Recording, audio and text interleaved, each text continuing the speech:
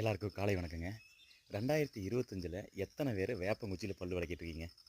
ஏன்னா வேப்பங்குச்சியில் பல் விளக்குறவங்களுக்கு அந்த வேப்பங்குச்சியோட மகத்துவம் தெரியுங்க. மகத்துவம்னா என்னென்னா, மகத்துவங்கிறது வேப்ப மரம் நல்லது, வேப்பங்குச்சி பல் விளக்குறது நல்லது. அது நம்ம பாரம்பரியமாக பயன்படுத்திட்டு இருக்கிறதுங்க.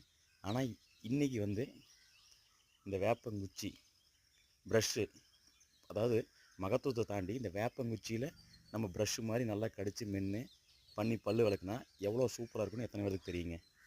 இந்த ப்ரஷ்ஷு பார்த்திங்கன்னா ரொம்ப சாஃப்டான ப்ரஷ்ஷுங்க. அதாவது நம்ம பிளாஸ்டிக் ப்ரஷ் இருக்குல்லங்க, அது என்ன இருந்தாலும் பிளாஸ்டிக் தாங்க. அது பார்த்திங்கன்னா முள்ளாக நீட்டிடும், நிறைய எகிறுகளில் டேமேஜ் பண்ணிடும். அந்த மாதிரி விஷயங்கள்லாம் நிறைய இருக்குங்க. இந்த வேப்பங்குச்சியில் விளக்குறவங்களுக்கு இந்த பிளாஸ்டிக் ப்ரஷ் உண்மையாலுமே பார்த்திங்கன்னா கிருமிகள் நின்றுடும். அதே வேப்பங்குச்சி பாருங்கள் எவ்வளோ சாஃப்டாக இருக்குது பாருங்கள். அதே மாதிரி இது ஃப்ளாட்டாக இருக்குங்க. பிளாஸ்டிக் ப்ரஷ் ஃப்ளாட்டாக இருக்குது. அது பார்த்திங்கன்னா மேல் நோக்கி இருக்குது. மேல் நோக்கி இருக்கிறனால நீங்கள் முன்பக்கம் உள்பக்கம் நம்ம பல் எல்லாமே பக்காவாக விளக்கலாங்க.